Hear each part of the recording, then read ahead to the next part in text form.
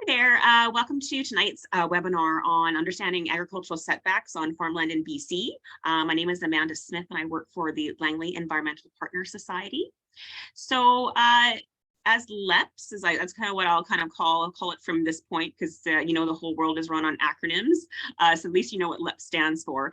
I'm the Agricultural Stewardship Coordinator for LEPS in Langley, and we do have some ever-reaching projects that kind of go into Abbotsford and some into Surrey. But we were quite widespread, and this is a very unique presentation.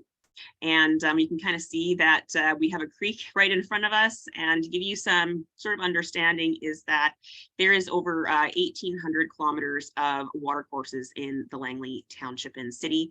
And being very much almost like the horse capital of Canada and a very large agricultural area, LEPS stepped in over 30 years ago and really wanted to make sure that our watercourses stayed healthy. For many reasons, because ecosystems are very important, and how we treat our ecosystems is really kind of says a lot about how we are maintaining our planet. So what I'm going to start out is really why we are having this presentation tonight. And really this presentation is part of our transboundary water quality project. So in 2021, LEPS received funding from Eco Action and Climate Change Canada to do outreach work in the Little Campbell, Bertrand, and Fish Trap watersheds due to high coliform results, which are flowing into the state of Washington. So we all know BC's neighbor to the south is the state of Washington, and water flows downwards. So we are sharing watercourses with that state, and these coliforms that we have within these three watersheds are quite high, and they're going in and affecting the shellfish industry in Boundary Bay. So LEPS, we are Langley Partners, Environmental Partner Society. So we have been partnering with the state of Washington off and on, monitoring and seeing exactly what we can do to do outreach with our local residents up here. So we received this funding. And this March in 2023, we're going to be wrapping up our project. And we have been doing these following initiatives in Langley and Abbotsford. So site consultations, we've been going out to farmer sites or rural areas to see what we can do in terms of some, education on some of the regulations and what they should be doing on their property. We've been doing, again, like I had mentioned, water quality testing and a series of webinars. So that's where I kind of come into this presentation tonight, is since we've been doing site consultations, we have quite a breadth of understanding about what some of the concerns are in Langley and in Abbotsford. And I think that that's really important for us now that we're at this part of our present, this point of our project, to sort of see what we need to be educating on, because we didn't really know what we should be covering in terms of webinars until we actually got out there.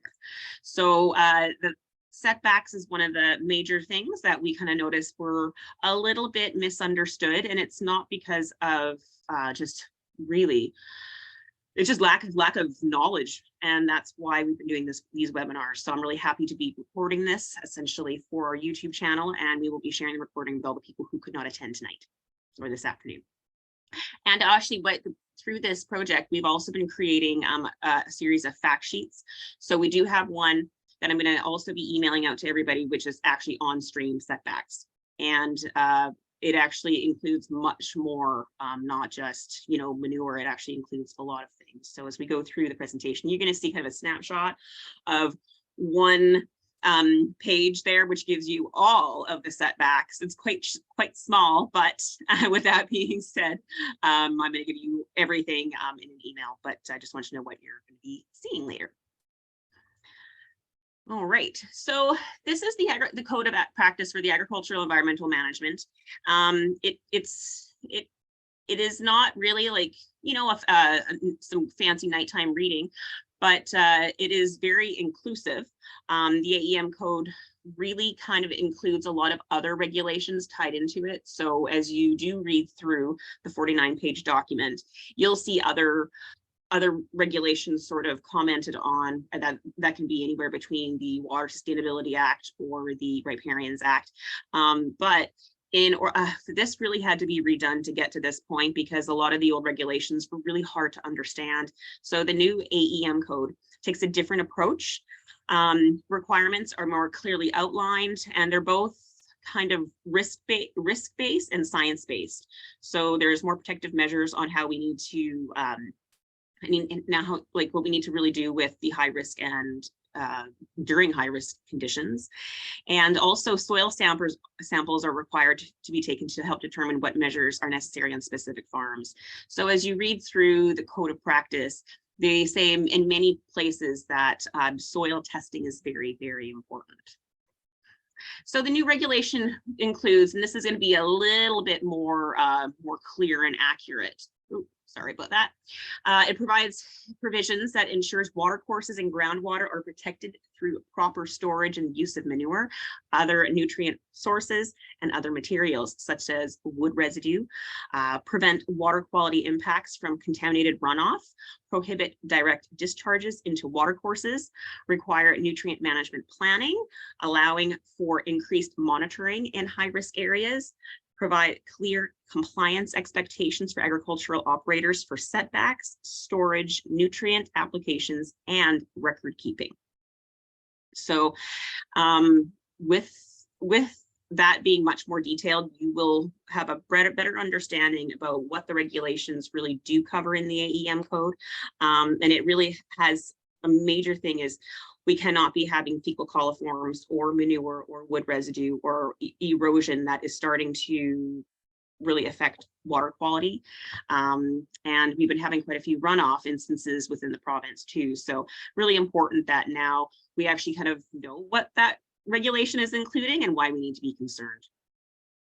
So why do we need setbacks? So setbacks essentially is defined is in this kind of buffer area where there should be no agricultural activity that is close to a water course. And very important, why do we need them? So keep our creeks and streams healthy. We share waterways, as already mentioned, with the state of Washington, and their shellfish industry has been severely impacted. We also went through, and I know everybody who's going to be watching this recording is going to understand very intimately that we've had cases of severe environmental disasters. So that would be, of course, that flooding. Everybody remembers November of 2021. We've also had other instances of flooding, and that actually was, it contaminated a lot of wells, and a lot of these instances, people had animals on these properties. There was well contamination with that flooding, and at the end of the day, when we have these environmental disasters, human health can really be impacted, especially when it comes into our groundwater, and especially people on septic and with wells. So I think in the long run, this understanding that this can impact human health, not just fish. And there's one thing that I think is really important, especially when you're in a municipality, when you have neighboring farms. There is something that is more at a municipal level, and I know a lot of municipalities have this if they have advisory committees, is that there's a friendly neighborhood policy. So, if you are sharing a border or a property border with a neighbor, you want to be kind of mindful that that is your neighbor for a long length of time, and property boundaries and setbacks should be kind of adhered to. And I will give an example on this, and it had to do with one of the site consultations, which are confidential, so I won't be giving names or addresses or locations. But a lot of our, being British Columbia, we are not a flat province like our neighboring provinces.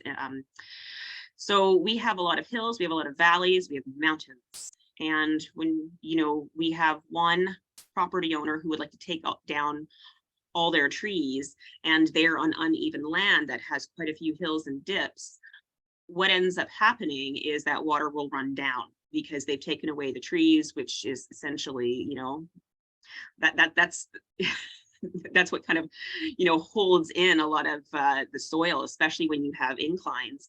And what that's done is it's pushed their soil down into another neighbor that's below them.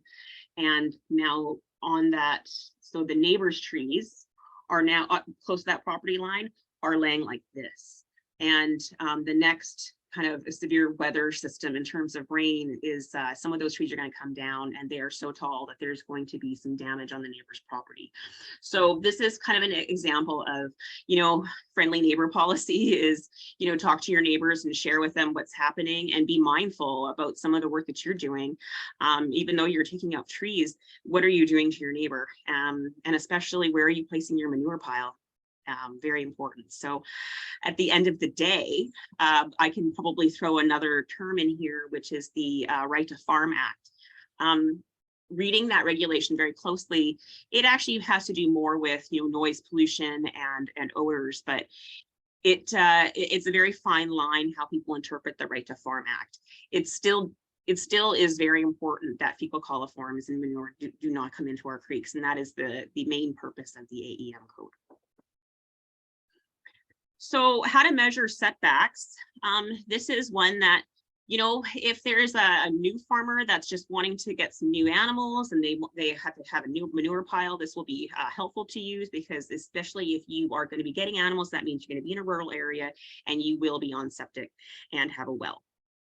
So without kind of going through word by word of this, it does kind of give you a very clear way. So you're measuring horizontally from the outer edge of the structure or place to where that water course is. So, and there's water courses, but there's also drinking water sources. So if you are having wells, you still have to have a setback when it comes to your well. You want to make sure that your manure is nowhere near your wellhead, and there are regulations regarding that. And even again, when it's not groundwater, that would be surface water, would be the top of bank.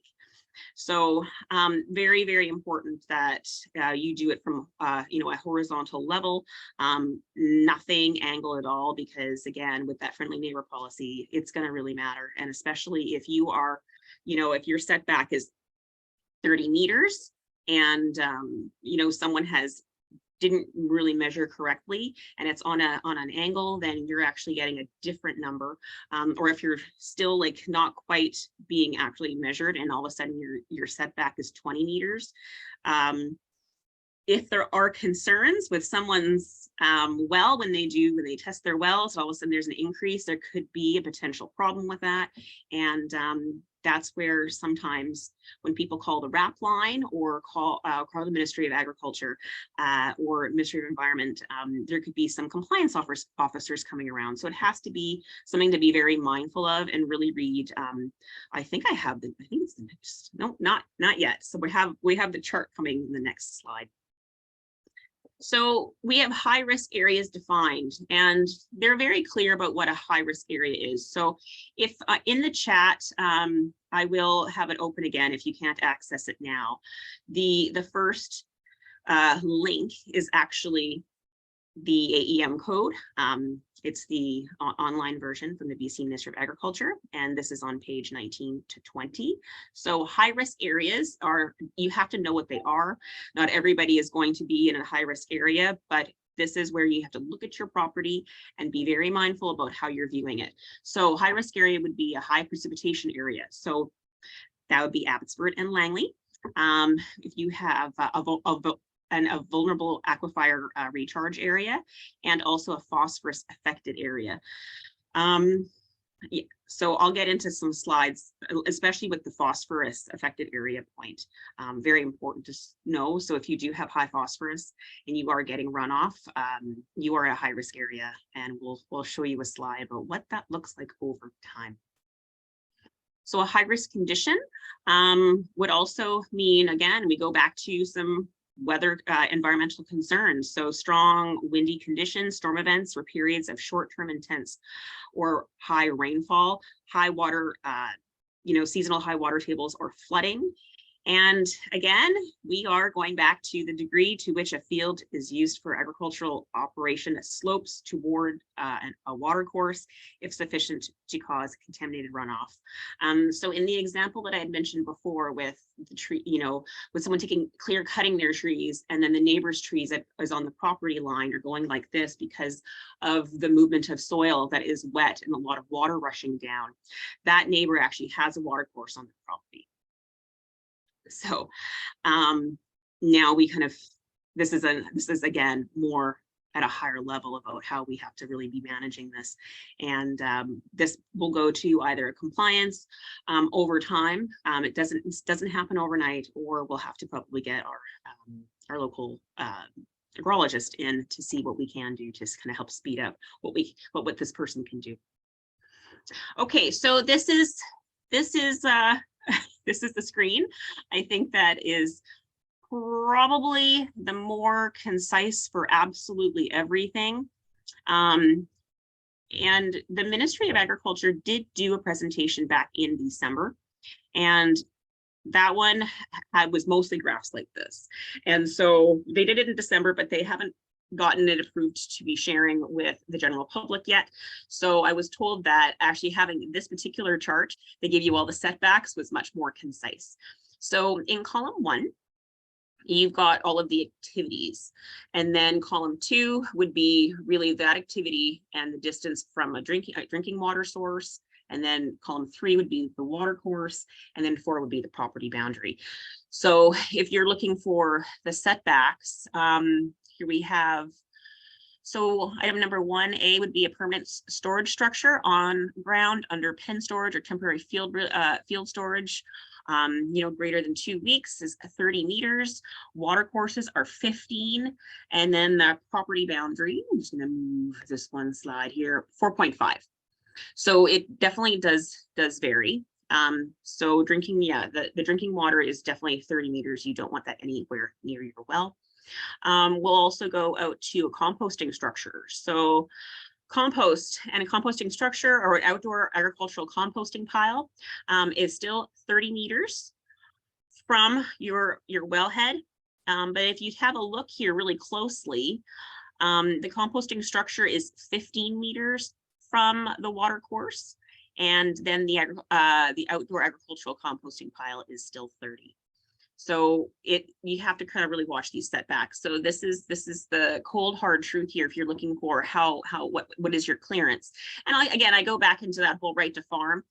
Even if it is a gray area and people are not adhering to setbacks, they actually want to prove that they are farming. And farming is the act of producing food or animals for future, like it's breeding. So how we defined farming is pretty much clear cut to that. You are producing food. And I think it's really important to know that you have to be really careful. We are seeing a lot of food prices increasing. So every farmer wants to use every little piece of land as they can to farm. But there still are these guidelines that you just cannot have fecal coliforms within your water courses or in near a drinking water source. So we go into like item 4 and 5 about how you're applying wood residue and applying nutrient sources. So that's something that I'm going to get into in I think we have the webinar is January 31st. It's going to be on nutrient application and record keeping, but I just kind of wanted to show you this guide. I'll actually share this with you in regard and other things in an email. So I'm going to be forwarding you some additional resources that you can use that are very current and up to date. Okay, so why is phosphorus bad? Phosphorus/phosphates. So I haven't really seen anything that looks like this in Langley, but this is what can happen over time when you have an area that is close to a water course that has soil that has been eroded and tests high for phosphorus. So phosphorus is definitely needed for plants, but it is actually a major constituent of agricultural fertilizers, manure, and organic wastes in sewage and industrial effluent. So honestly, if there's too much of it, this is what happens. No one and nothing can survive in there. And what it has to do is really with soil erosion. So again, we go back to flooding. We don't have enough plants and to kind of keep up our stream banks. And essentially, if people aren't testing their soil, they don't really know what's happening. And in some cases, if you're sharing a water course, and especially within Langley, where you have Bertrand Creek running to the back of 8 different properties, one of those properties could be really high in phosphorus. And this one particular area I already know is not really built up in terms of their stream banks. So what happens is soil is eroded, and your neighbors could be getting this beside you within their water course that they're sharing with you. And then no one knows where it's coming from. So very important, if you are concerned about this, and if you are seeing water that looks like this somewhere, someone has to be testing your soil to see exactly how much phosphorus they have. So I know that this sounds probably already a little bit complicated, and reading the AEM code, I mean, it is definitely something to digest slightly over time. So what we had done back in 2020 is we received some funding from the BC Ministry of Agriculture to redo the land management guide, which is what you see on your screen here. And it essentially is for land, it's a land management guide for horse owners and small lot farmers. And we cover more than just waste in this. I think it's a really important document. We actually have it set up with pasture management, waste management, and water management. And in terms of that big kind of graph that we had for all of those setbacks, we've actually kind of broken it up so it's an easy, much more attractable read. So that is the second link in the chat that I'll open up that you can have access to, but I will send that all into the email. But I think that this is a very useful guide, just in terms of some quick answers.